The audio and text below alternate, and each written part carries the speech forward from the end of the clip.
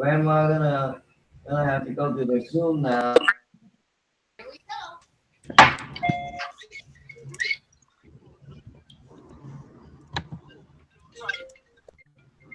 So grandma gonna have to go.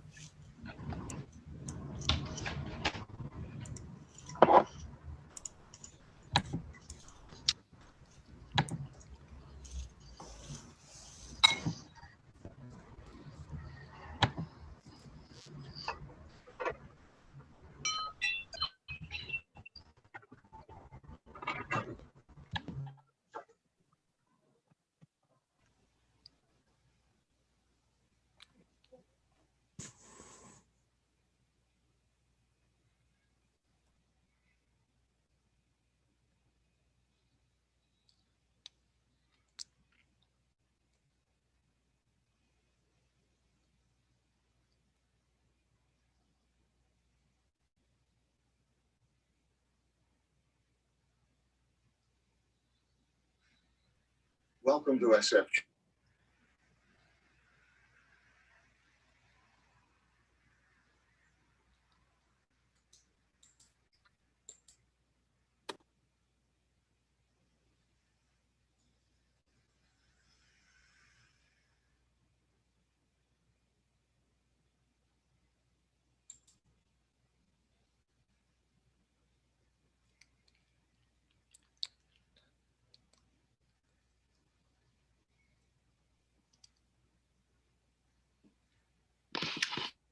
Hi, everyone.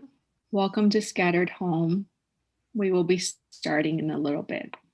Hi, Vida. Hello. Hola a todos, bienvenidos a Voces de un Hogar Dispersado. Vamos a comenzar en un ratito. 歡迎大家嚟到呢一個節目，咁我哋好快會開始㗎喇。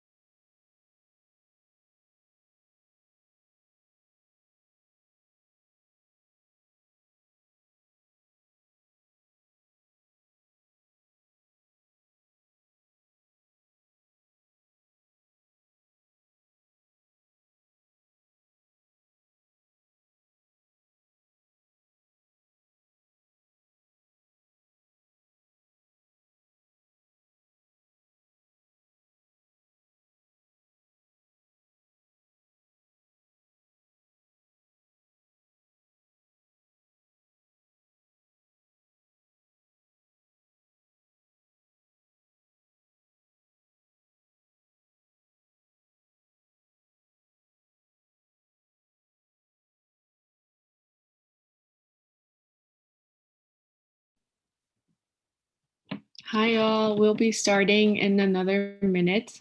Thank you for coming to Scattered Home, and we're very excited for you all to join us. Hola a todos, vamos a comenzar en un minuto más.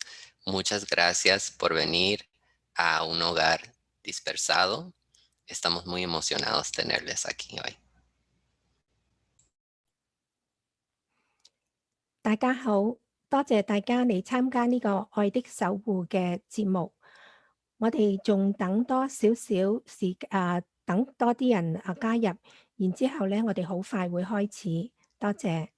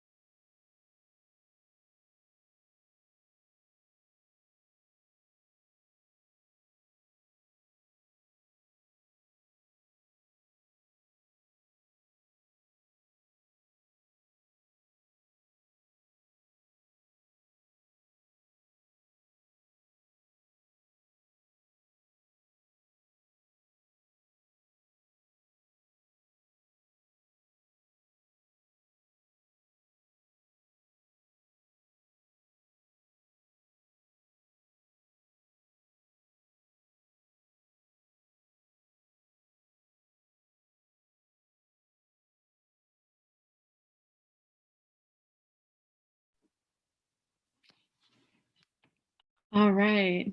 Welcome, you all. Thank you for coming. Before we start off the program, I'd like to pass the mic to our interpreters to give some directions in terms of the language interpretations we have available. Thank you very much, Vida. Vamos ahora a hablar un momento sobre cómo vamos a hacer esta reunión trilingüe en chino, inglés y español. So we're going to talk a little bit now about how this meeting will be trilingual, English, Cantonese, and Spanish. My name is Emiliano. I'll be interpreting in Spanish, and my fellow interpreter, Cecilia, will be interpreting in Cantonese this evening. And we'd like to offer some tips to have this meeting be fully trilingual and ensure that all people, regardless of their language ability, get 100% of today's content and can participate fully. So I'm going to paste in the chat some tips for interpretation today. Cecilia, this might be helpful also for you to share these same tips in Chinese. We'd like to ask everyone to speak more slowly than usual today, to take breaths between sentences, to allow the interpreters to keep up with you and interpret what you're saying. We'd like to ask everyone to speak slowly and, again, close, or we'd like to ask people to speak close and directly into their microphone, to not use acronyms, or if you use acronyms, explain what the letters mean, to wait a few sentences after someone else to speak, to not jump on to not like speak before someone is finishing speaking what they're saying. And if a message in the chat is relevant to the meeting, please read the message out loud so that the interpreter can interpret it. And I've been more or less modeling what a good pace of speaking would be for everyone. In a moment, we are going to turn on the interpretation feature. First, I'm going to repeat this in Spanish, and Cecilia will repeat it in Cantonese, and then we'll actually turn on the interpretation features. If you're connected by computer, a small globe will appear at the bottom of the Zoom screen. You should click on that globe. It's not there yet, but when it appears, you should click on that globe and then select your language of preference. If you're connected by phone, you will tap on your phone screen, always within the Zoom application, but you'll tap on your phone screen. 3 dots will appear at the bottom of the screen within the Zoom application. You'll select those 3 dots, and from there you can choose interpretation language. So now I'm going to repeat this in Spanish, and then Cecilia will repeat it in Cantonese, and then we'll be turning on the interpretation channels.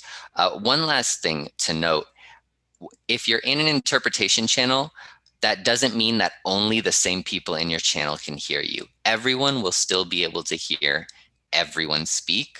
It only means that you will also hear the interpreter speaking in that language when someone who doesn't speak that language starts to speak during the meeting. So it helps you understand in the language that you selected in case someone is speaking in another language during the meeting. Hola a todos. Vamos a hablar por un momentito sobre normas de tener una reunión trilingüe, y el meta aquí es que no importa su idioma, todos podrán participar en la reunión y recibir 100% de su contenido. Entonces queremos pedir que todos hablen más lento de lo usual, pueden respirar entre cada oración. Queremos pedir que hablan cerca y directamente al micrófono, que no usen acrónimos o primero establecen el significado, que esperan un par de segundos después de que alguien hable para responder. Y si un mensaje es importante, que se escribe en el chat, es importante para la reunión, de leer el mensaje en voz alta para que los intérpretes lo pueden interpretar también. Entonces, en un momento vamos a aprender la función de interpretación, todavía no, pero en un momento. Si está conectado por computadora, va a aparecer un globito en la parte abajo de la pantalla. Va a seleccionar el globito y escoger su idioma de preferencia. Si está conectado por teléfono, va a tocar la pantalla del teléfono, siempre dentro de la aplicación de Zoom, y va a escoger 3 puntitos que aparecen en la parte abajo de la pantalla, 3 puntos, y ahí van a salir más opciones y puede escoger idiomas. Go ahead, Cecilia. 大家好，歡迎大家嚟到呢個愛的守護嘅節目。我哋咧係今日會用3種唔同嘅語言嚟到係進行呢個節目嘅。咁所以喺開始進入嗰個節目之前咧，我哋先用唔同嘅語言解釋翻嗰個翻譯嘅情況。咁然後我哋就會打開個翻譯功能。咁之後大家可以按照你嗰個語言嘅需要而去到唔同嘅房間。咁首先我哋想講翻咧就係話因為我哋有翻譯啦，咁所以咧有啲基本嘅情況咧，亦都係想大家注意嘅，包括咗當你講嘢嘅時候咧，係講慢啲啦，唔好太快，咁等翻譯可以容易翻譯。咁另外咧就係話講嘢嘅時候咧，就最好係接近個咪。等你嘅聲音咧係容易可以係帶到去俾其他人聽。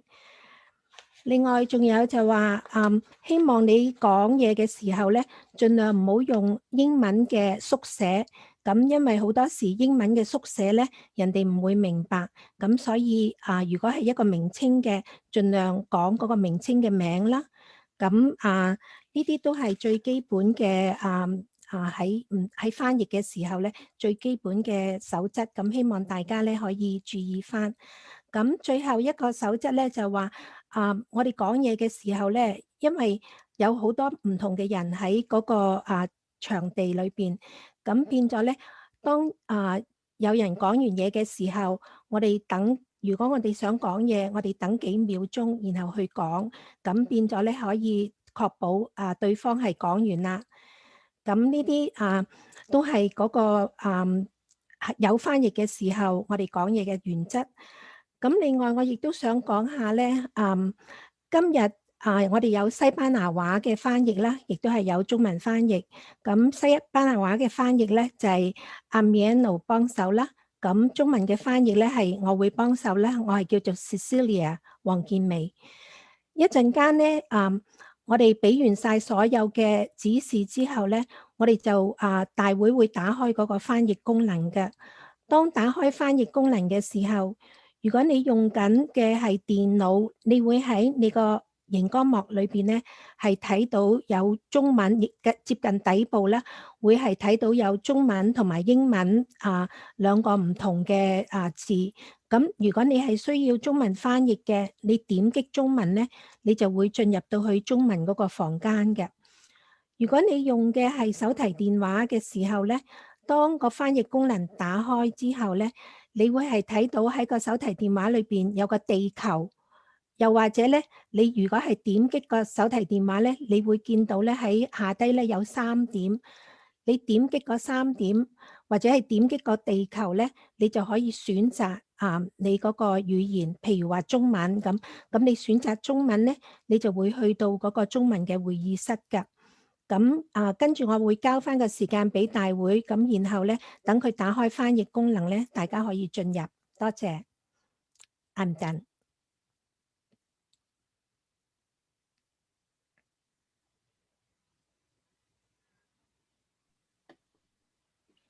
All right. So right now, we've turned on interpretation.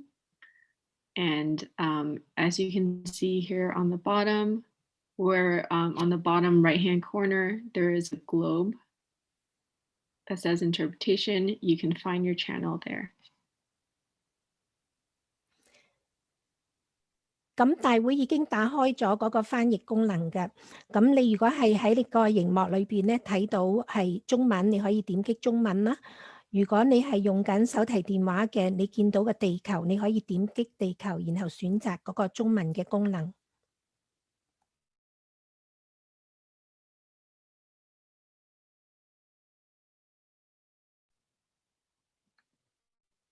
Emiliano, would you like to add?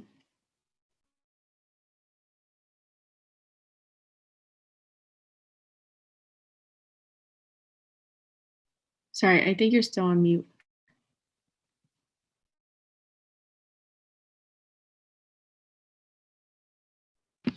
Vida, I think he's in the Spanish interpretation room. Actually, I can hear you now.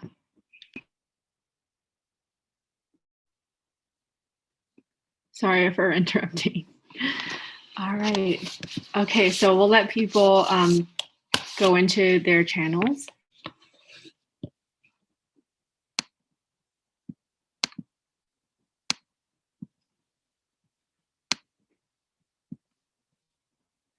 All right, so I want to thank everyone for coming in and ending your week with us.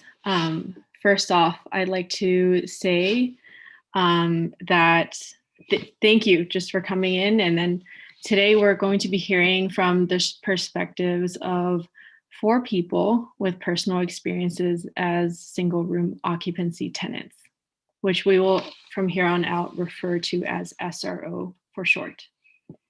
And as we recognize that dignified housing for all is important, we also want to acknowledge that the land we are talking about today is the traditional territory of the Yalamu, a local tribe of Ramaytush Ohlone people. Ohlone families on this land we call home have been here way before California was Spain, Mexico, or the United States, and way before our ancestors settled in Ramaytush as laborers or sought freedom, refuge from war or economic oppression, or simply to look for better opportunities for themselves and their future. As we begin the dialogue on how the scarcity of housing has cross-generational impacts, we as guests on this land recognize and want to be accountable to the fact that we benefit from living and working on traditional Indigenous homeland. That our communities are connected in deeper ways than we can imagine. And we wish to pay our respects by acknowledging the ancestors, elders, youth, and relatives of the Ramaytush community by affirming their sovereignty as First Peoples. So thank you for attending.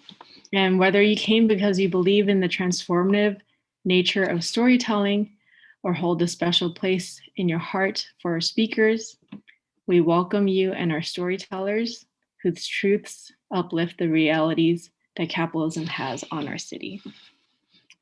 And as I hand the mic over to each speaker, I really encourage you to show some love to our speakers. We encourage everyone to engage in the chat. Feel free to drop quotes or reflections you might have that you find powerful or enlightening from our storytellers. And I will pass the mic over to Diana, who will welcome us to the festival. Hello, everyone. My name is Diana. I work for the Asian Pacific Islander Cultural Center, also known as APICC, which I will call APICC. And this year is our 24th annual United States of Asian America Festival.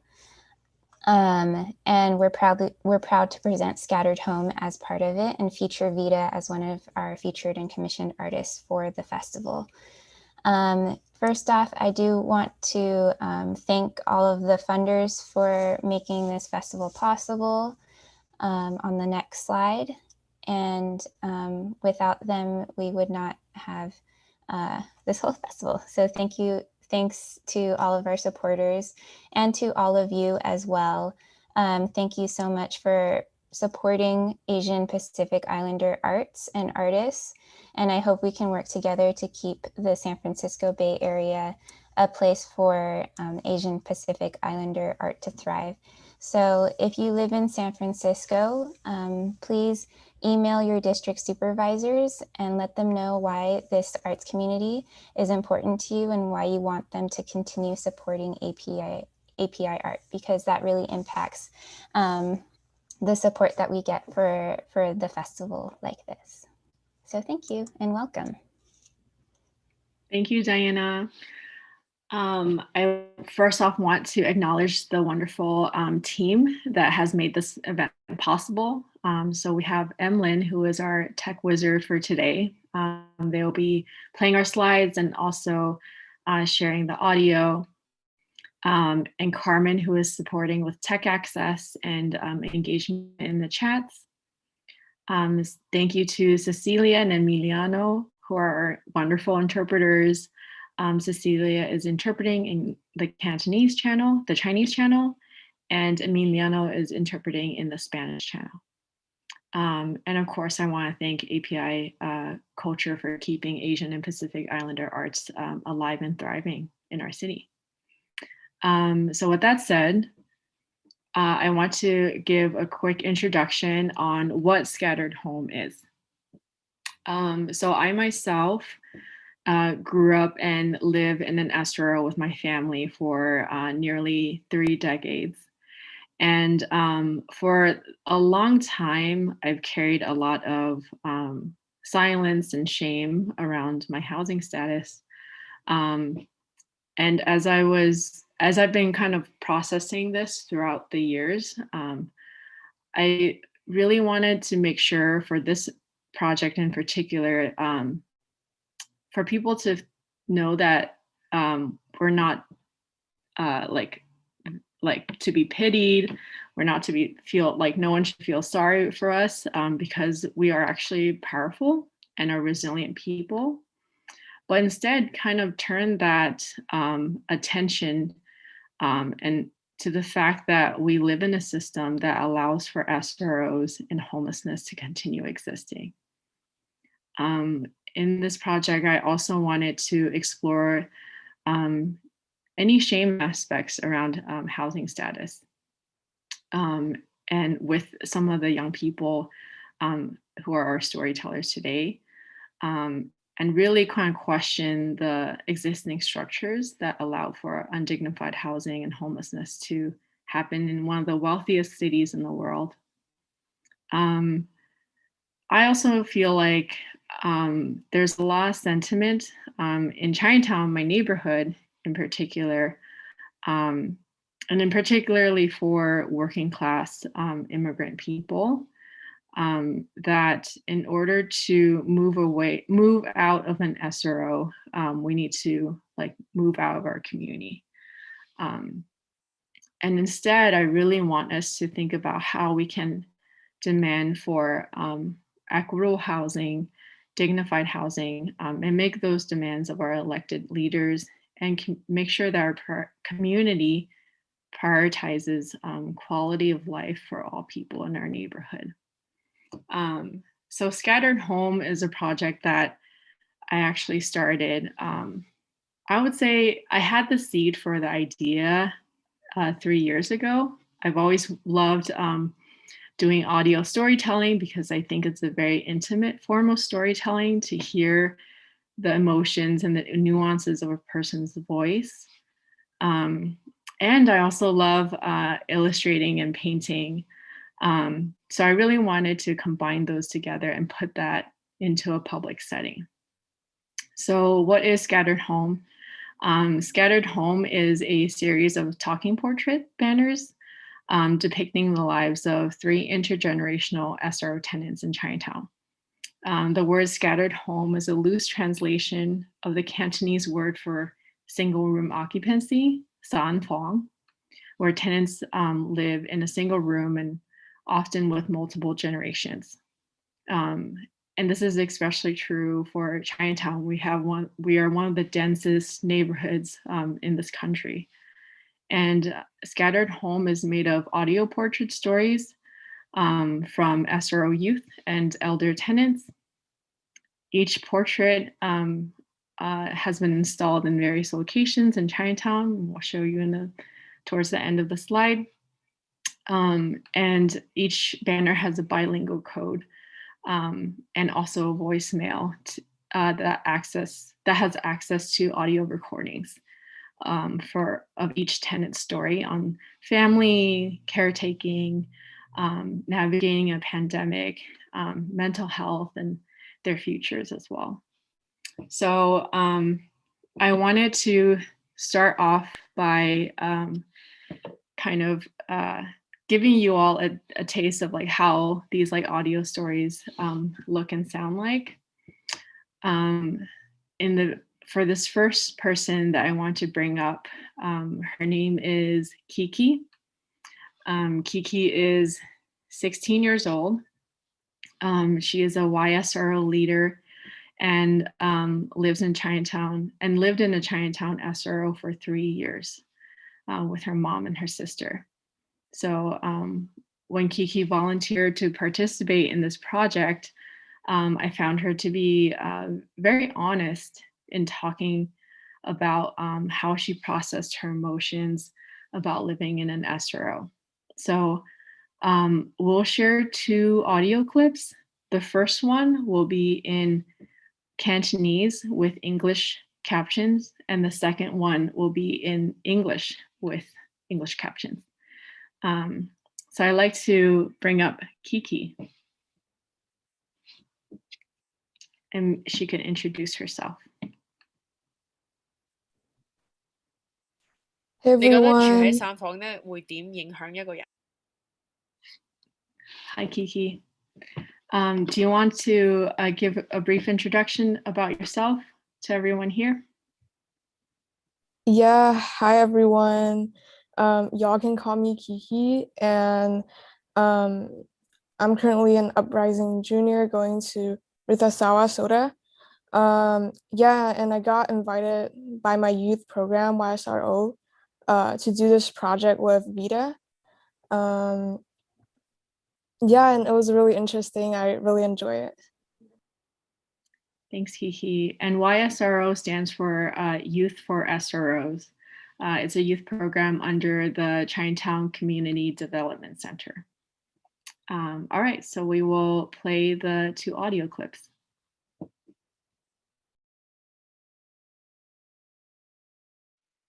你覺得住喺散房咧會點影響一個人嘅心理呢？對於我嚟講咧，我可以講下我自己嘅諗法。我情緒係成日都會變化嘅。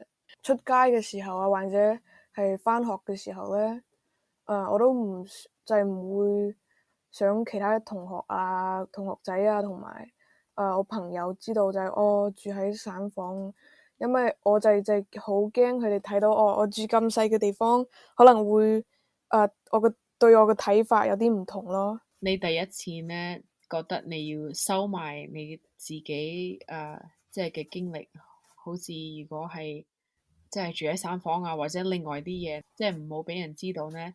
係幾時候開始發生嘅 ？OK， 咁其實都冇，我唔會講係幾時發現自己做呢個事情，我就好睇自己，好睇面嘅。我又唔中意其他睇到我個難處。就因為咁，我先就係開始就係好自然嘅就開始隱瞞呢個事情。我而家咧係覺得，就係住喺散房都唔係一個好醜嘅事情啦。我知道我哋住喺散房嘅時候，我媽咪係喺髮廊入邊做嘢嘅。知道就係以前佢壓力又係幾大嘅，因為啱啱初住喺散房又唔係好適應啊嘛，然後佢做嘢都係好長時間，好早就要出門，然後晚上先可以返屋企，然後佢返咗屋企之後又要煮飯俾我哋食，所以佢一日都係好忙嘅。其實我以前咧都冇幾諗過佢自己會諗，就係話好難啊。其實我都冇諗過媽咪佢都會唔中意我哋住嘅地方啊，佢可能都會想放棄。而家咧我就覺得佢係好犀利，就係住喺咁細嘅地方，其實有時候會非常非常之難咯。再加上仲有好多壓力。Yeah， 你覺得即係如果我哋即係咁多人咧唔肯講出嚟我哋嘅經歷咧，你諗會有啲乜嘢影響咧？我肯定會鼓勵大家一齊講出嚟啊，因為如果你唔話出嚟嘅話，更多人就會越嚟越多人會住入去散房，然後冇人會就係知道呢個 problem，就係知道呢個事情係唔好嘅，然後冇人會去就係睇入去呢個事情，然後會嘗試改善呢件事情咯。又會有人好似你一樣住入去，然後咧OK 就係好尷尬，唔想就係唔想住，然後唔想講自己嘅嗰個經歷，然後 move on，又另一個人，咁好似一個 cycle，一直發生，就係永遠都會有呢個難題。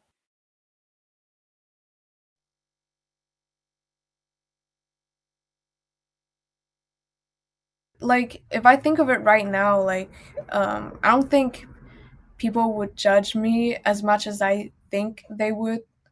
But that was like me back in middle school. And yeah. And also especially seeing like a lot of popular kids hanging around like with some of my friends, and I just don't want them to know like what if like they would tell other people. So like if they did, then the whole school's gonna know that you live in SRO housing, and sometimes you don't want that.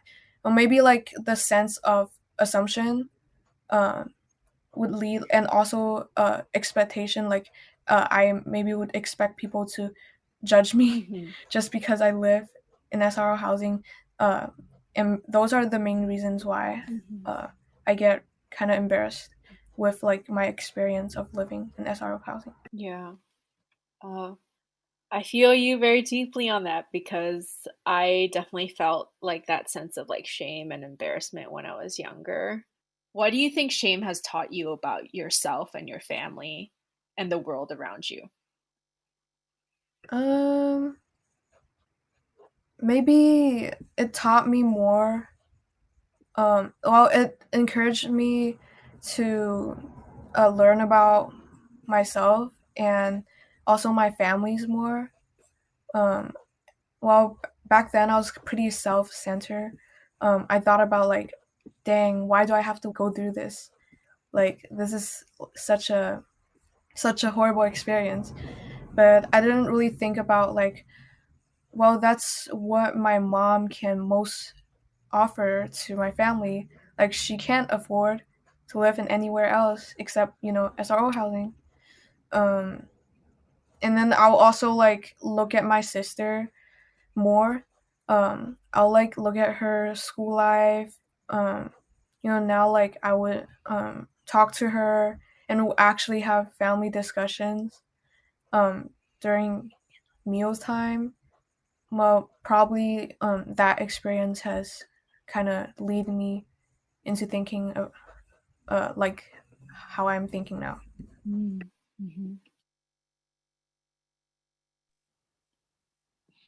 All right, you all just heard from Kiki, and this piece was especially important to me because I think, especially for like young people, when we're in SROs, like it kind of that shame kind of like manifests like slowly as we grow older, and kind of realize that, oh well, not everyone lives in SRO like me, and especially for Chinatown, I'll speak for my neighborhood. We have in our neighborhood's elementary school, we have a lot of children who live in SROs, and that's kind of all of our norm. And I think it was especially, important that like we had this conversation about like shame and how to kind of, process that as we grow older. And something that I think Kiki talked about that was very significant in the Chinese audio is that a lot of folks in Chinatown want, especially for new immigrants, they kind of come in and that's kind of like almost like a temporary home, right? Like living in the SRO and working a low wage job with the thought that, okay, if I work hard and I save enough, I'll be able to move. but that's not always the case. And as you all know, in San Francisco, the housing crisis has gotten worse, and it's getting harder and harder for people to move out. And so people stay in SROs for decades and might grow old there, or they might have to kind of think, hope that their children who might have more mobility through education to, get them out of an SRO.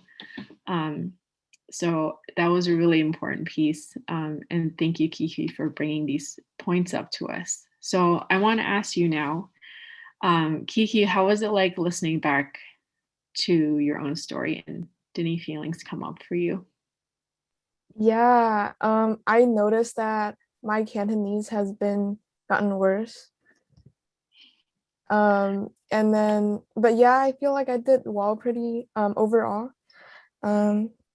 I have something to add on if I could do again. But yeah, I think I did pretty good overall. What would you add on? Oh, right now I can't really think of the really important things. But I'll probably talk more about the conditions and maybe relationships between neighbors since we live so close together. Yeah. Do you want to share with folks who are listening any future dreams you have for yourself and your community? Yeah, I was actually talking about this with Vida, but I was hoping that if we could have something that could do with rent, maybe we could have, similarly to minimum wage, we could have a maximum rent. So people doesn't have to be worried about their rents raising. Something about that, some policies about that. And also about me, right now I don't really have a clear goal, but I was thinking going into the animation field, if I can. I was thinking I could work in Disney or something. But yeah, that's my future hope. Yes, I love what you said about having a maximum rent, just like how we would have with a minimum wage. And I felt like when Kiki said that in one of our interviews, I was just mind blown. I'm like, why haven't we gotten there yet? And so, yeah, I'm also happy to know that we have another artist here in Chinatown. And before we go into the next part, thank you, Kiki, for sharing with us. And I want to let folks know that we will have a Q&A after we've listened to our speakers. So we actually have 4 speakers in total today. You just heard Kiki, and you will be hearing from Wang Zhe, so Sister Wang. And you'll also be hearing from Anna. And then lastly, you'll be hearing from Jessica, who is with the Coalition on Homelessness. So for this next part, I'd like to introduce Wang Zhe. She is, I call her Wang Zhe because Zhe is sister in Cantonese.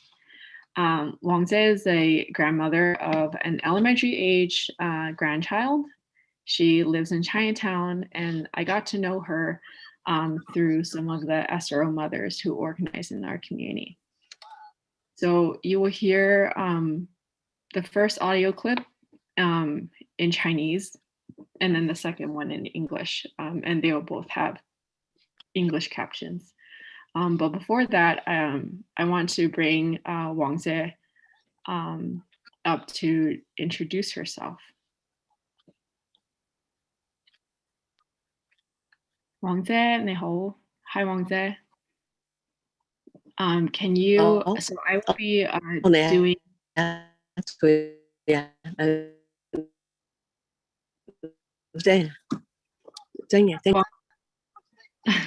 Wang Zhe, hello. 我首先呢，大家好，我係新房家庭，我叫黃玉芳，我嚟美國咧已經有10年啦。我咧一直都住喺新房嗰度，已經係3代人啦。我有個仔，有孫，有兩個老人家，4個人住埋一齊，真係好窄嘅。咁咧，我住嗰個 A 房咧，又好啊，老人家又係集喺廚房，集喺廁所。老人家咧上樓梯咧又唔方便咯，去沖涼咧或者去廁所咧，佢都要排隊嘅。咁咧，而家咧佢又好，啲老人家咧，佢住喺嗰度咧，佢又好驚，又有時候有啲人嚟搞亂啊、破壞啊咁咧，真係好佢哋人好驚。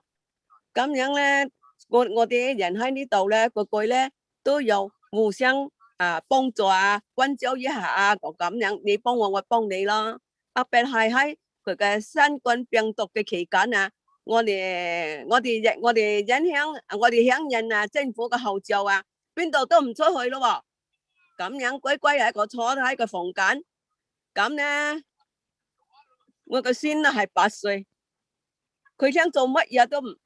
其他活動都冇辦法，只係喺個廠嗰度咧，跳上跳下咁樣，都係想玩下，都係咁樣，俾個紙盒啊或者櫃板啊，弄一間廠學習啊、寫字啊咁樣，乜嘢都喺床上咧做，佢真係好影響佢嘅心理、身體健康，咯，真係好。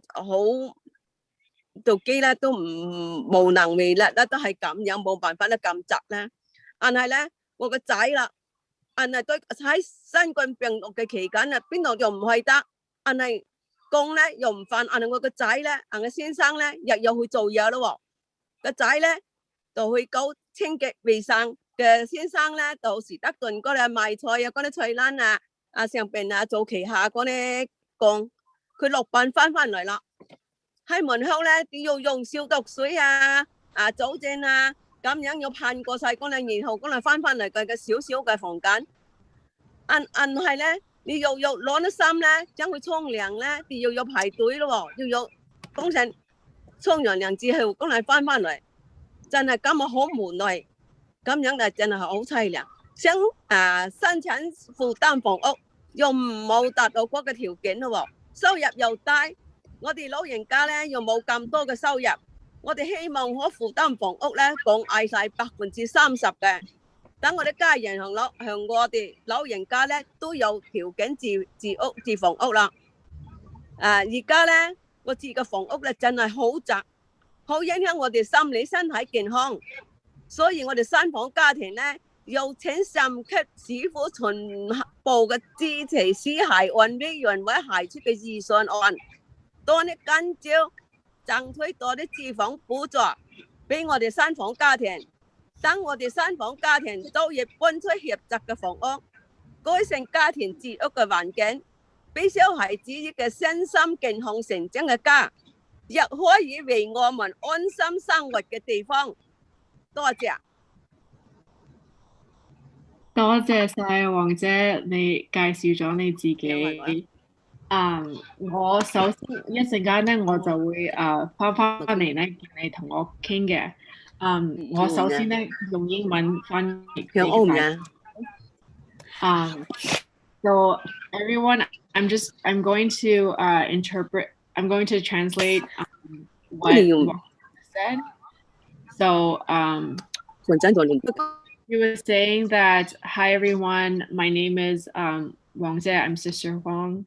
I've been living in an SRO for 10 years now, and we have 3 generations, with 2 elderly, a son and a grandson.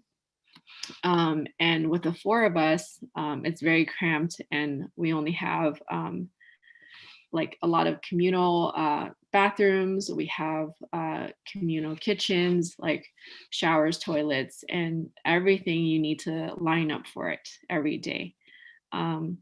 And especially with a lot of the SRO buildings, it's a lot older, and it feels oftentimes kind of unsafe. Anyone can come in.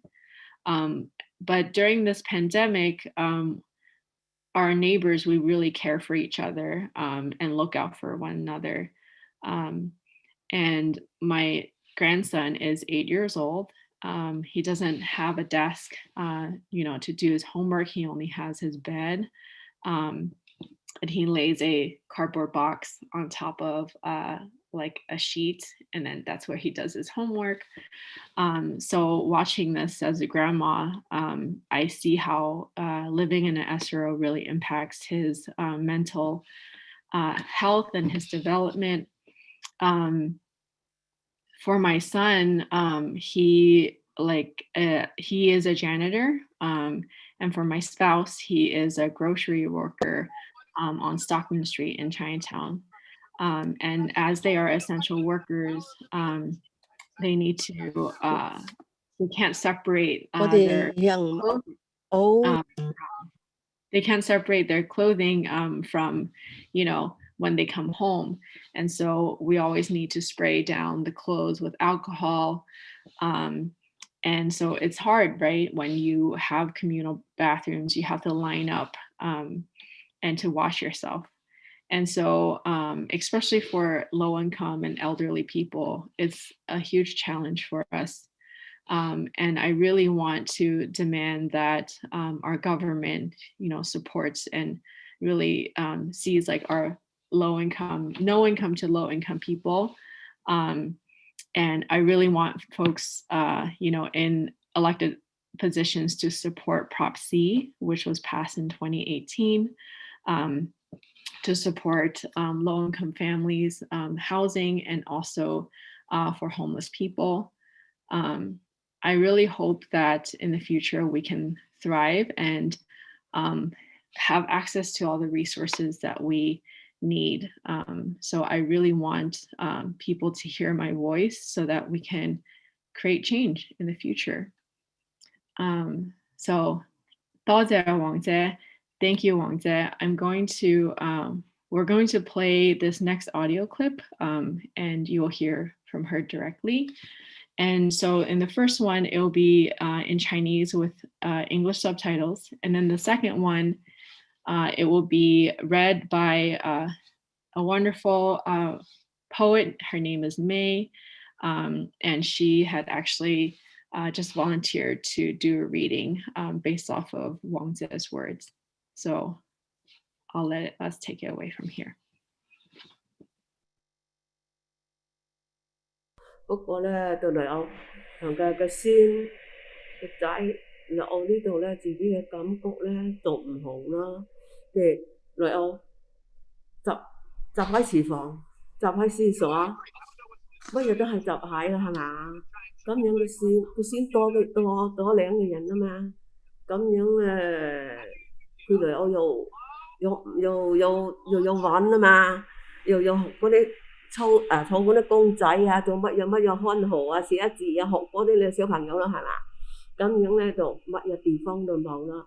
廁所又個風工翻嚟咧，你去廁所你排隊啦，去沖涼房又排隊啦，煮飯又排隊啦，又逼又夾啦，咁樣喺屋企。不論喺佢做乜嘢都喺冇辦法啦，都喺我嘅床上去做，俾個紙盒晾住塊板嗰度畫字啊，畫公仔啊，做乜啊咁樣啦，自己咪咁我都冇辦法，咁好問題好難啊，但係你話咁自己嘅房咁窄，但係要係疫情期間咯喎，嗰個又唔准出咯喎，你想去邊度玩又唔得咯喎，咁樣喺屋企咪更加夾啦係咪？嗰陣時咧，你喺屋企係雖然係窄，我哋可以去YMCA 啊，去啲公園啊，去啲其他地方啊，去啲圖書館啊，咁樣咧去俾佢玩下、學下、寫下、跳下咁樣啦。你疫情期間又邊度都唔好得去。咪喺房自己個屋緊入邊，你話咁係咪啊？好問題啊，好難啊！咁咪影響小朋友嘅心理、身體同埋佢成長嘅健康啦。自己咪做個嫲嫲啦，自己又冇能力啦，睇住佢咁樣，自己咪入好無奈咯。I didn't think much of it. It was just our life. Then once my son and grandchild moved in, my perspective changed. We have a communal kitchen and communal bathroom. Now we have 2 more people. With a kid, you have his toys, school supplies. You need a place for him to do his homework. So there's not much space. Coming home from work, you need to line up for the toilet, then line up for the shower, and line up to cook a meal. It gets crowded. At home, regardless of what he does, his only space to do anything is on the bed. He puts a piece of board atop a cardboard to write or draw. We live in such a cramped room, and on top of that, we were in a pandemic. No one can go out. Even if you want to go out and play, you can't. So it feels more crowded at home. Before COVID, despite living in a single room, you can go to places like the Y, parks, libraries, other places, for the grandkid to run off his energy and play. Now you can't go anywhere and stuck inside. It impacts a child's mental health and development. As a grandma, it's hard to see my grandchild going through this. And I can't do anything, so I often feel helpless.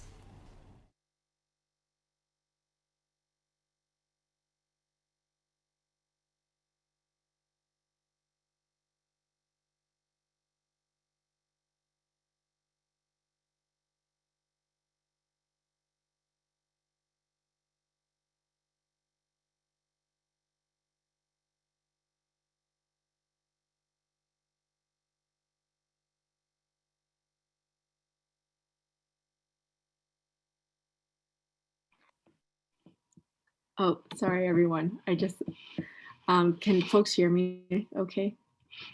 Yes. Okay, all right. So that was Huang Zhe's story. And I want to, just highlight the fact that this is a very, real reality that a lot of our neighbors, are going through, not just in Chinatown, but also like throughout the city.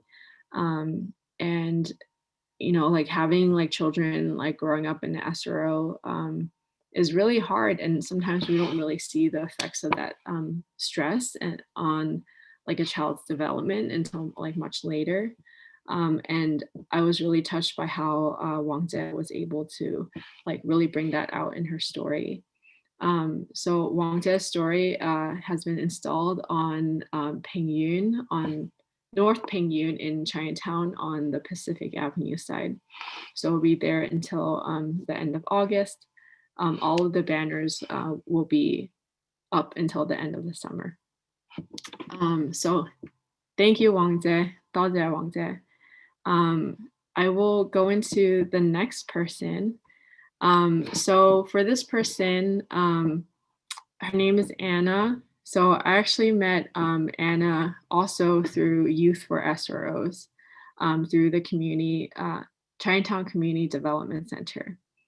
And I think when I was getting to know Anna, something that was really special was how she brought up her analysis like on public health in SROs, especially from her point of view. So I wanted to kind of like give this moment for Anna to kind of introduce herself before we play the clips. Hi, Anna. Hi, Vida. Thank you, Vida, for giving me the space to share my own story. Hi, everyone. My name is Anna. I graduated from Lowell High School earlier this month. In my clip, I shared some of my insights on women's health and how it associates with overcrowded low-income housing. I began to have an interest in women's health at a very early stage in my life because I'm a woman myself, and I often have to see my female family members suffer through illnesses. And yeah, thank you. Thanks, Anna. All right, so in this next clip, you'll hear Anna talk about how she sees like women's health through her upbringing and point of view as an SRO tenant.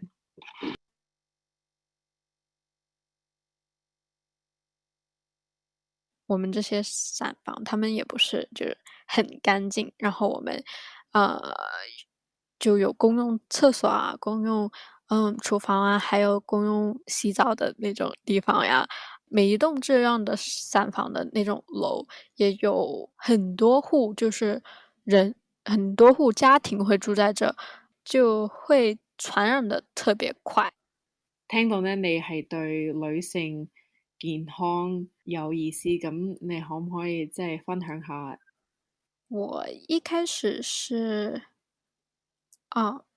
对这个女性健康感兴趣的时候是很小以前了吧，就我看我就是平时的女性家人们啊，她们都就有身体上的很多毛病，然后等我就到高中的时候就，暑假的时候就会去旁边的那个 City College 就读了一些关于女性健康的那种课，然后我就发现我们其实住在散房里面的这些女性也有很多，身體上的，毛病是可能是因為住在散房裡導致的。你覺得點解呢啲咁嘅病咧，係特別對女人咧有咁大嘅影響咧？我觉得还是也有一部分原因也是压力特别是女性，我觉得在很多就是散房家庭里，差不多家务活都是那个妈妈在做的，然后她们不仅要工作，然后下班回来的时候还要就是帮忙煮饭啊，照顾孩子呀，然后去接孩子上学、下课，然后还要在家里打扫房间啊什么的，我觉得这个就给他们很大的压力了吧。然后我们做的这种低收入的那种工作也有很大的压力吧，还有就是身体上的那种，病痛也是会经常有的。因为，很多人都大概是在厨房那里洗盘子，还有可能会就做服务员什么的，每天可能也会要搬一些很重的东西。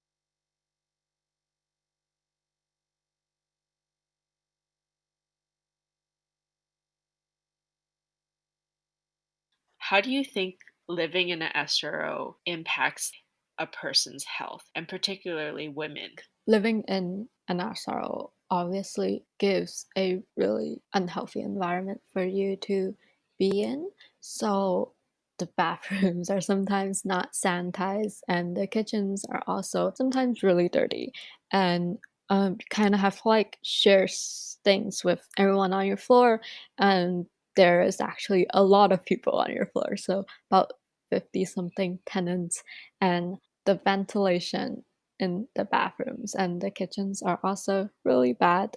And like the stress of having a low income job and living in these housing conditions could definitely trigger illnesses and disease that might run in the family. And yeah, it's really stressful when we are kind of living this low income life and living in SROs. We don't really seek help from kind of health professionals. I guess that also has to do with like health insurances and like medical care in the United States. Do you think women in your SRO feel like they have to choose between their wages and their health? Most of women on my floor does all like the cooking and like the cleaning and like all the stuff that the housekeeping that you do. My mom herself, after she gets off work, she also have like a second shift where she have to like cook and like take care of us. So she don't really have like the time to visit a doctor unless she took a day off from work. which really isn't an option since we also have to like pay for a lot of stuff, a lot of necessities, and pay for our rent. Um, and they're already like working minimum wage jobs. And something that I noticed is how the women that were living on my floor were all struggling with some sort of a illness. And one of my mom's friends has got cervical cancer. She was diagnosed at a really late stage, and she've gone through all the chemotherapies, and it didn't do anything to help her. She's currently at like the late stages of cervical cancer. I guess that also pushed me into finding the correlation between kind of low-income housing, like overcrowded housing, and how it relates to women's health and just the health of people who comes from low-income backgrounds. And yeah, I also took like a few community college classes on these stuff that they never like taught us in high.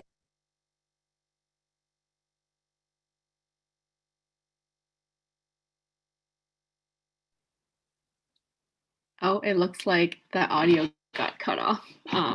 But maybe Anna and I can fill it in. So Anna, how is it like for you hearing your audio story and being replayed back? And did any feelings come up for you? I do still feel the same emotions I felt when I spoke about these issues, which is a mix of regret and sad feelings that these issues are so hard to get rid of due to finding adequate housing in our city, and that being very difficult. Yeah, those are definitely the emotions that still persist after listening to my own audio. Yeah. I felt like your audio was just so powerful. When we first talked, I never made that connection between like health and like my housing, because I think a lot of times like people tend to think like how like health is like an individual thing. It's like a choice what you put in your body. But obviously with like the pandemic, we can see how like health isn't just on an individual level. It's actually a communal, it's like a public thing too. One person's health will definitely impact each other's. So I also wanted to ask you like, you're interested in like women's health, like what kind of plans do you have coming up for you in the future? I am actually heading to Wellesley College in the fall to study women's and gender studies and another major in biochemistry. So I hope to do research later in my life to continue to study women's health and how it associates with overcrowded low-income housing. I wish that I could present my research findings so governments could take these like housing issues more seriously. We definitely need that. I think that's oh my God, I really want to kind of support you in getting there, and what you're doing is just really amazing and powerful, Anna. And I just want to thank like all of these speakers, like these are just 3 people's perspectives and 3 stories from Chinatown SRO tenants. I can't even begin, to imagine how many more there are. And I think it's really important for us to be open and honest and even vulnerable about our stories because, like they don't want us to win, like, and, they want us to stay silent. And that kind of mentality just only takes away our power. So already we know that we're powerful people, and Chinatown has always been resilient and continues to be, and SRO tenants all over the city as well, you know. So yeah, you can see Anna's banner, portrait banner on the intersection of Clay and Grant. And you can also, you know, make a trip down Chinatown and see all three banners. And so with this, thank you, Anna. And so with this next part, I really thought about how like SRO, you know, housing isn't just unique to Chinatown. And, you know, SROs exist in the Tenderloin, it exists in the Mission, the SoMa, and like these are kind of stories and also like livelihoods that we don't really see when we're, you know, not paying attention or like look up. And SROs have also been like a huge part of our city's history. So I was thinking about how like there's this one organization that does an amazing job around fighting for housing, especially for those who are marginally housed and those who are houseless. I've known the Coalition on Homelessness for 3 years now, and they were the ones who first fought for Prop C to get the city to invest in housing for like low-income families and also for homeless people. So with that being said, I wanted to like introduce the next speaker, Jessica Hernandez. So I wanted to bring Jessica because you know, she has a really powerful story and also is really active in her community. And she not only is an SRO tenant, but she is also like actively organizing and supporting other SRO tenants, yeah, in the city. So Jessica, we got to meet each other through Miguel from the Coalition on Homelessness. And I'm just so grateful and thankful that you're joining us today. So yeah, Jessica, like, could you share with us a little bit about just your own like background in terms of like your housing and yeah, your personal experiences with that? Hello everyone, my name is Jessica Hernandez. I am really happy and thank you, Vida, for giving me this opportunity to come to this panel today.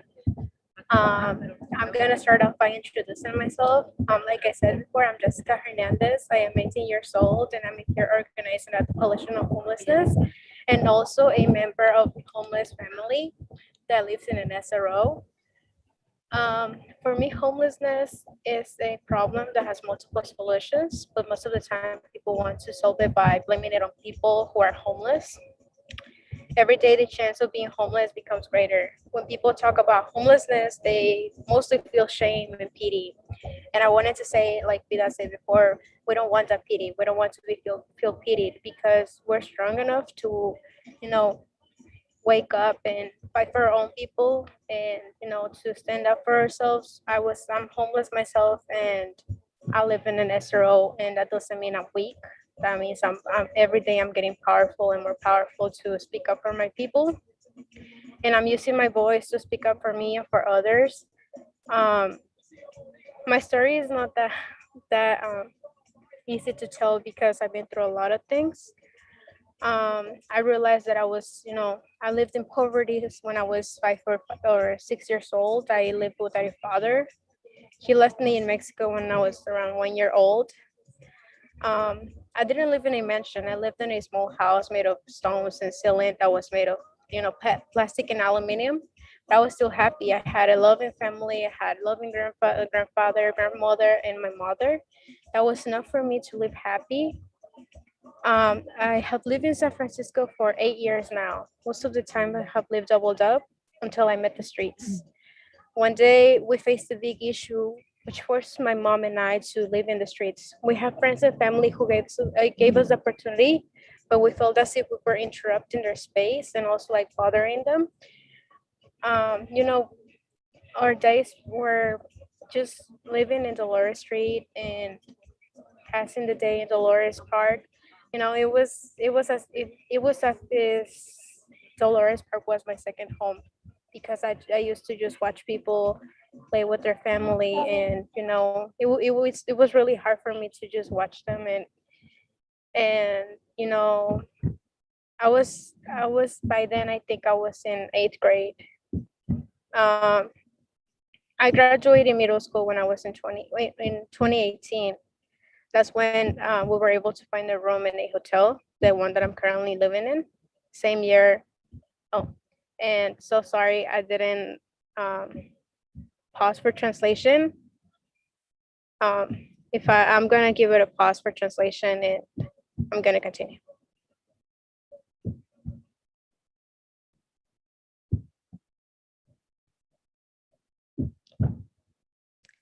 Okay.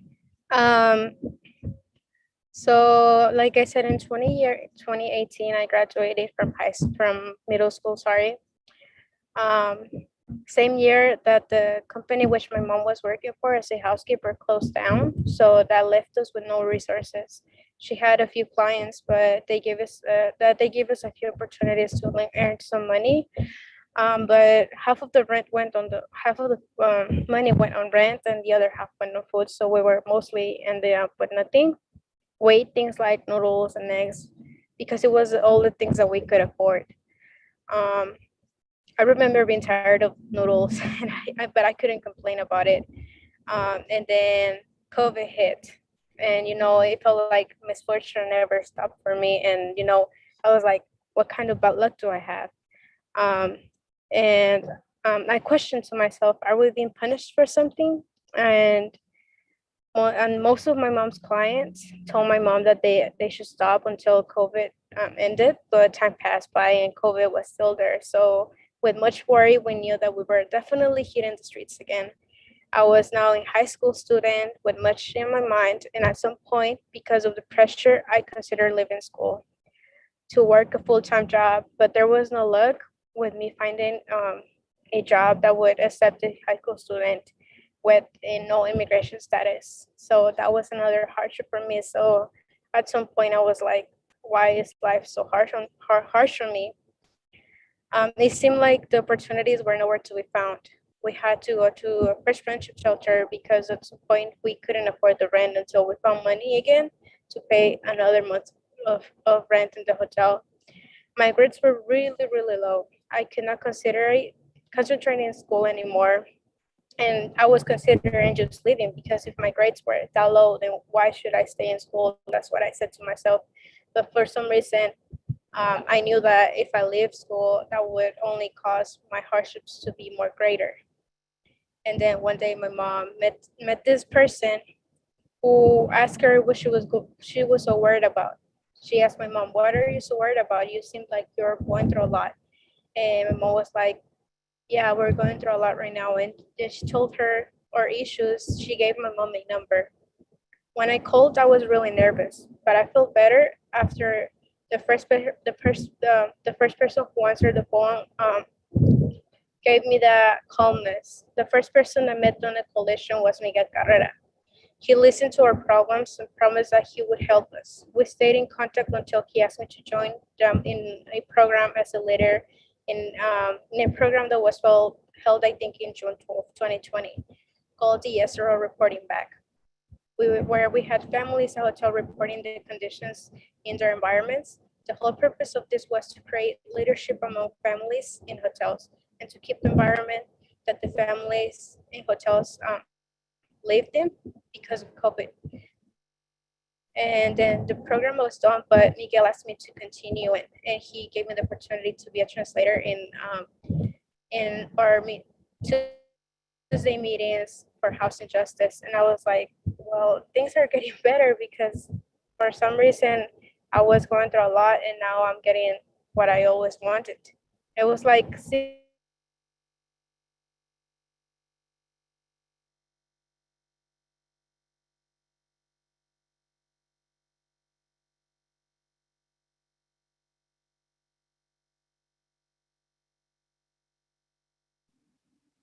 Jessica, it looks like you froze.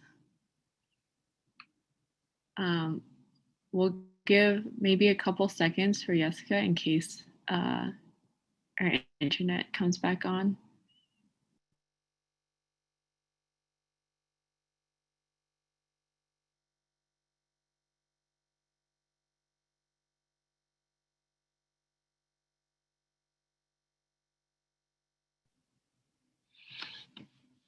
Okay, it looks like I know that Jessica and several other SRO tenants were testifying at City Hall today.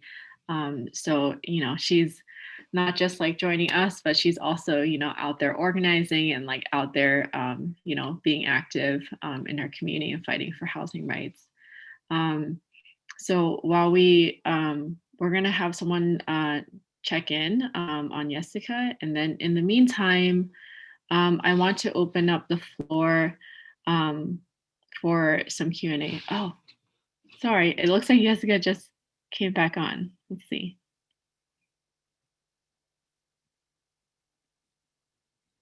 Hello again. I think my connection failed on me. No worries, Jessica. You were talking about starting work with the co. I wanted to also like let you finish that if you want.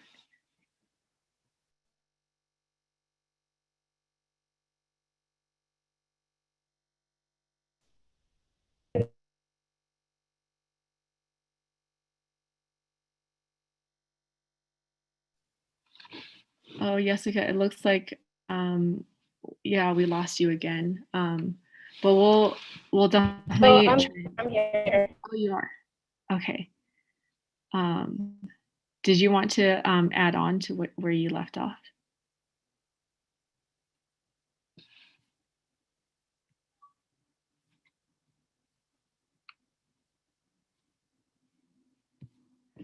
Sorry, it looks like we can't hear you. But we will circle back if we are able to get a hold of you, Jessica. So I wanted to open up the floor real quick for Q&A for any of our storytellers today. Feel free to drop it in the chat. And if you have any questions you want to raise from either the Chinese channel or the Spanish channel, you can please speak, and then we will make sure that everyone in the room hears it.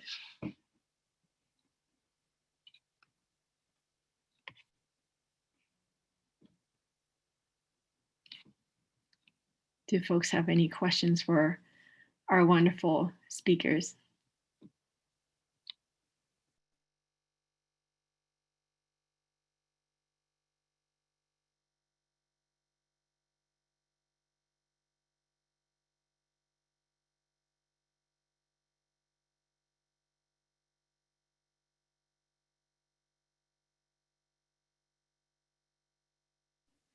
Maybe we can start off with this. I think a question that I have in particular is actually before that, I see one question in the chat from Erica. Thank you, Erica. So Erica asks, what has community care looked like inside SROs during the pandemic? Would any of you like to share out and start us off?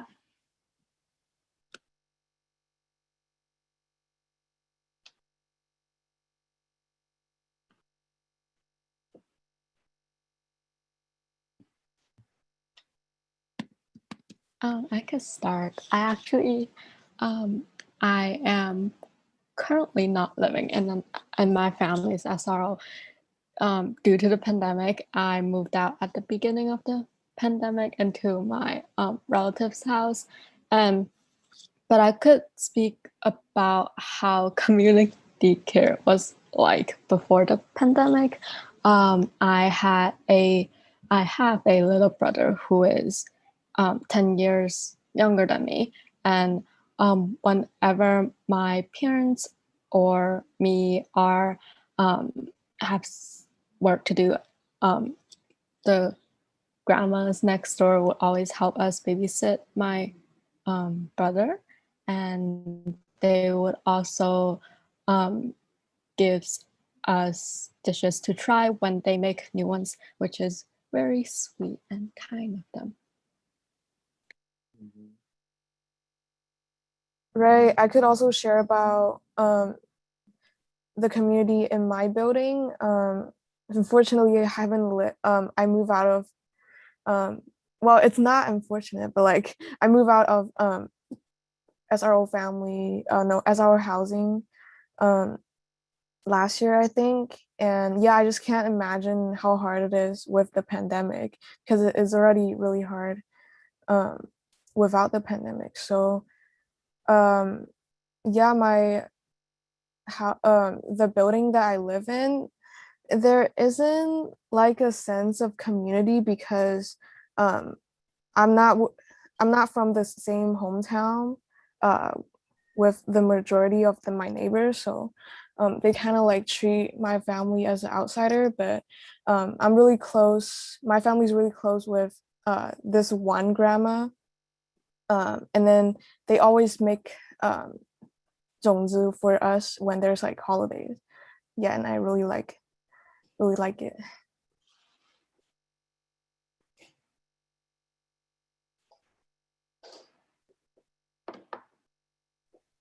Thanks, Anna, and thanks, Kiki. We also have another question from Connie, which is, what are your hopes and dreams for SRO families and community? And maybe we could spotlight Jessica as well for this Q&A.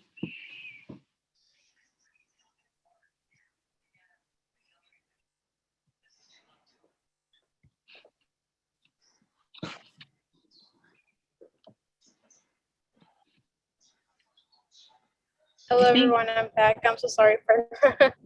No worries. Jessica, we're in Q&A right now, and one of the questions that someone raised was, what are your hopes and dreams for SRO families and community? Do you have any, I'm opening this up to all the speakers, and just curious if you have any thoughts you wanted to share as well. Yeah, I am so sorry I didn't get to finish my story. It's a lot longer than that. Can I also include that the coalition right now is doing a hard work on the budget process and everything since the May release process on June 1st. Right now, we have various listening sessions to try to include all of the funds inside her process so we can help out as much as people as we can with the programs that can be funded with the organization. My goals for the future is to see everyone in permanent housing. We want permanent solutions. That's my goal because living in an SRO is nothing. It's hard. I can say it is hard, but it's nothing that will kill us. And working hard for other people is my passion. So I'm looking forward to do more for homeless families just like me. And yeah, I want to finally see one day that homelessness in San Francisco ends. Mm-hmm. Yes, I feel that very deeply. Thanks, Jessica. And thank you for all the work that the Coalition on Homelessness is doing. And I highly encourage you all to check them out. They've been doing some just advocating for housing rights for a long time, and they've always centered homeless leadership and homeless voices. So I see another question that someone raised is, what are the most relevant issues affecting families living in SROs that need to be addressed right now? Most of the issues that are affecting families in SROs right now is most of the people with COVID right now are losing their jobs. Most of the people with COVID are scared of going out. I have had families who got COVID and they didn't have enough space to separate from each other. So at the end, they ended up infecting all of the families. So all of the family was affected. They couldn't go out to get food because they could infect other people. So they didn't have anyone to bring food. So they were in their room starving. They couldn't work, so they were on the edge of being homeless. And their kids were really sick, so starving, sick, and almost to the age of being homeless. So a lot of families right now are experiencing a lot of neglect too. A lot of landlords are going through pushing them to pay rent, but because of COVID, we can't. I myself too went through that time where I couldn't pay my rent, and I was like, oh no, I'm gonna be homeless. And that's what I have right now. Also, like they have mentioned, the environment they live in with COVID. Most of the hotels I've been to, they're really dirty. The environment's really not clean, and they need to step up the game. But for some reason, they're not. Mm-hmm. Yeah, I definitely feel like I agree with what Jessica was saying about like rent. A lot of folks are in like rent debt, and don't even have enough money to kind of actually like have a meal for the next day. I know that there's been a lot of like activism in San Francisco in particular to cancel rent, and there have been some really incredible organizing around that throughout the Bay Area. And I would also say that like right now, fire season is upon us, and I can't tell if it's like COVID or like fire season that's going to be like most harmful. But with SROs, like you don't actually have good ventilation. A lot of times people don't even have windows that face outside, and it gets really like stuffy, and people sometimes have to have to air dry their clothes, so you get smoke from there too. With shared bathrooms, and like the whole place just gets really smoky. And so I often ask myself, like, how much does it take for people and our city to really realize that SROs is not sustainable, and like neglecting like houseless people is not sustainable and not good for public health. So with that, I want to thank everyone, all the speakers and our storytellers for joining us on for this Q&A. And I wanted to kind of quickly highlight two of the organizations that really helped made like this event and brought together like our speakers. So one of them, as we had said before, is Youth for SROs. And someone who connected me to Kiki and Anna was Sandy Jiang. And I want to invite her up to kind of share a little bit about what they do for Youth for SROs.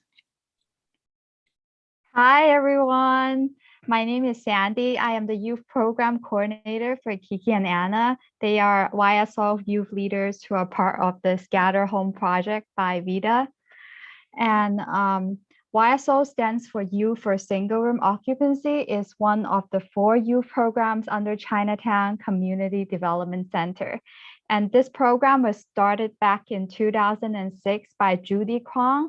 She is currently our youth program manager, and she is also my mentor when I was a part of YSO in high school. So YSO's original purpose was to engage youth who are living in SROs, but later on, the youth leaders who are part of the program, they began to realize that they can also be a part of the change to providing disaster preparedness and fire prevention workshops, recreational and enrichment activities with SRO elderly and families. since all of our youth programs are youth-led, youth-run, every year we have youth leaders who have different ideas on how to make the community better, how to better serve the community. This year, Anna and Kiki, along with their other friends in the youth program, they have been hosting workshops that has an emphasis on healthy mind, body, and relationships. I just want to shout out to their dedication to serve the community. They actually they wrote the grant, and they also are in the process of leading all the workshops for the family. So shout out to them. Thank you for your dedication in making the community a better place. And I just wanted to say thank you to Vida for giving this space and platform to uplift the voices of young people, elderly, and families to share the same hopes of improving SRO housing conditions. I also lived in SROs when I was younger, so I really do feel that the sense of this collective experience that we all share, and this sense of hope that we all have. So I just really appreciate this conversation that we are all having today. Thank you. Thank you, Sandy. Thank you for sharing about the wonderful community building and the wonderful work that Youth for SROs does. I also wanted, in this last part, so you see in the slide here, these are a few of the amazing organizations that do tenant rights, that organize around tenant rights, and they've been in our city for a really long time. Right now, I see that Emiliano says, "Hi everyone, we have a raging storm here in Guadalajara, so our power has been going off as of 6:22. Apologies." Thank you, Emiliano, for letting us know. I hope that if folks hang on tight, we'll almost be wrapping up. And for our Spanish speakers, we will have a couple images to share with everyone. And please stay safe, Emiliano. Sending a lot of love to you all. Yay, you're still here. And yeah, so one last person I wanted to bring up is who actually connected me and introduced me to to Jessica, is Miguel. And he is an incredible human being. And I love it if Miguel, if you're still here, to kind of share a little bit about the Coalition on Homelessness and any initiatives and campaigns you all have. So, okay, hi. Hi, Good afternoon, Miguel. everyone. So, yeah, so it's amazing everything I hear from everyone, every leader who spoke, including Jessica, right? So she was saying, you guys hearing me? Yes, we can hear you. Okay, so because I seen something in the in the screen. So anyway, so yeah, so definite. So one of the biggest things that we working right now is in the ICO or City or Home Proposition C campaign money. So we have several hundreds of millions of dollars in the coffering in the City Hall for housing, for services, for mental health services, and other needs. So it's amazing. So we demanding from this proposition, we demanded the city to spending at least 100 housing units, flexible, with vouchers for families and SROs. So I feel like we want to get it. So, and we can start thinking about how if every single year we get 100 housing units from the Proposition C money, we can house and give you housing every single family in SRO. I want to clarify one thing too. When you guys explaining about the situation of the SROs and the family homeless. It's nothing different between families in SROs and families in shelters or families in double up. For the last 10, 20 years, the Coalition on Homelessness, including CDC and CPA from Chinatown and a bunch of other organizations. So we began together to fight against the city to include families and SROs to be part to the homeless definition, to give you housing to them too. So it's how we putting all together this whole process and how we starting working and putting these resources to families and SROs. So everything they've been working slowly, but over the time, so something is coming big. And I feel like the proposition C money, they want to generate 340 millions a year. So we can have some money from there for families and SRO. And I feel, and I had a confidence that this time we want to end in the homeless sometime. And we want to give you housing to every single man or family who is homeless. We cannot end in the all homeless people in San Francisco because it's a lot. But I feel like we can end in the homeless families and children. We have almost 2,300 children in San Francisco school district, as including children from SROs. So basically, we want every single children who don't have a housing or decent housing to have a permanent housing, and they can start changing their life and doing better. So I believe housing is their human rights. I believe housing is really important for every single one, because with housing, you can do so many things.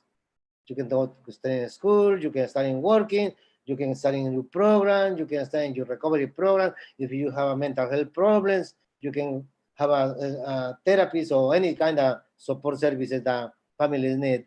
And I think it's what the direction we're moving. The other thing I want to mention and emphasize, Jessica, something really big from Jessica last year when she's starting. So, when you identify a person, a human being in front of you, and you seeing that person as a leader, that person have these kind of things that I'm really looking for many years. Doesn't matter, they can be so old or they can be so young. It's somebody who is there. You cannot find it in so many places. I can tell you really honest. Jessica isn't a staff of the Coalition on Homelessness. Jessica isn't a leader. Jessica representing all the homeless families in San Francisco, including the families in SRO hotels. Then, so it's amazing. And I emphasize this part for Jessica, because so she's really young, and I have the confidence that she have this powerful ideas that she's gonna be one of the leaders who is sticking for a long time in the Coalition on Homelessness and be successful. I agree 100% with you, Miguel. I feel so much gratitude for you for being able to introduce me to Jessica. And Jessica is 18 years old, and a lot of the voices that you all heard today, like they're voices of like young people. And I also just really wanted to thank, the incredible work that the Coalition on Homelessness has been doing. Like, echoing what Miguel has said, housing is a human right. And that's really, calling for like full and like dignified housing. And especially in a city that is one of the wealthiest cities in the world, we really shouldn't have this happen to begin with, like to allow for houselessness to happen. So with that said, sorry to interrupt you, but the last thing I want to say, it's time to give you the opportunity to the youth, los jóvenes. It's time, and we need to think about that. We need to invest in the youth. The youth is our future. The youth have these kind of great things that can bring in the organizing component. And I think I really appreciate, and I'm really happy to you create this group and starting, bringing awareness and learning something from the youth. I really appreciate it. Thank you so much.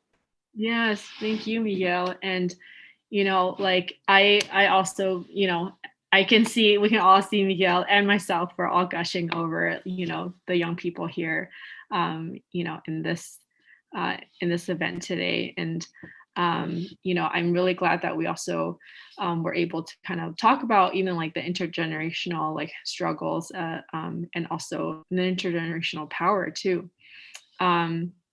So if you all want to learn more about Scattered Home, I encourage you all to make a visit to Chinatown. So if we go on to the next slide, you can see that for Scattered Home, it was actually a huge village that helped me install and also like make this possible. And in the next slide, you'll see like the illustrations and the full banners, the digital banners. And on the very bottom, so while the next slide, the final slide is coming up, each banner has a like a phone number that you can call, and you will be able to hear directly from Anna, from Kiki, and from Wangze. So maybe I will share this real quickly.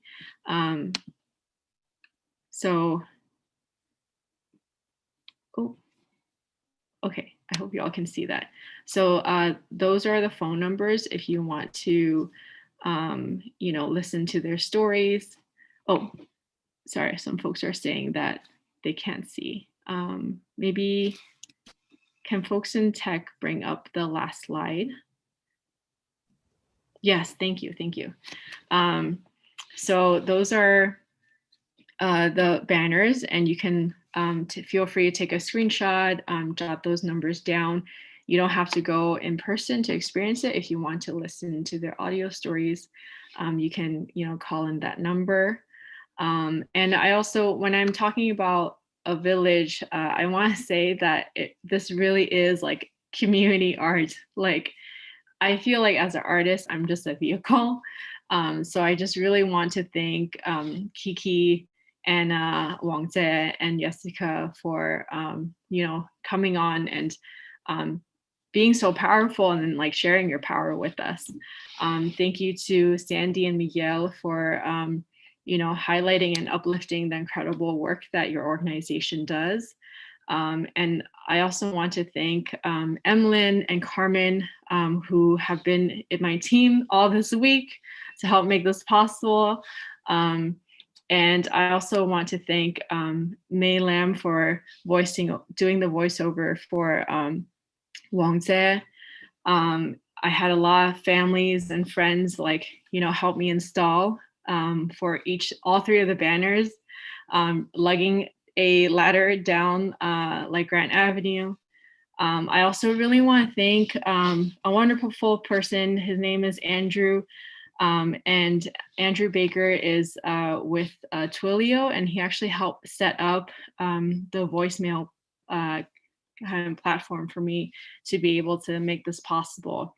And this man reached out and even just offered, you know, to check in on me and make sure that all of the tech ran smoothly, even when it wasn't his work time. So I just also wanted to name that a lot of folks have been here to help me. So people like Aline, who helped kind of create this name, the Chinese name APICC, and Haichi as well. So thank you all. And I also want to just invite everyone to unmute themselves and give a round of applause to our speakers and to everyone. Yay! Yay! Yes. Thank you all. You missed the cheering part. Huh? You missed the cheering part. I said, yay, good job. So, yay, good job.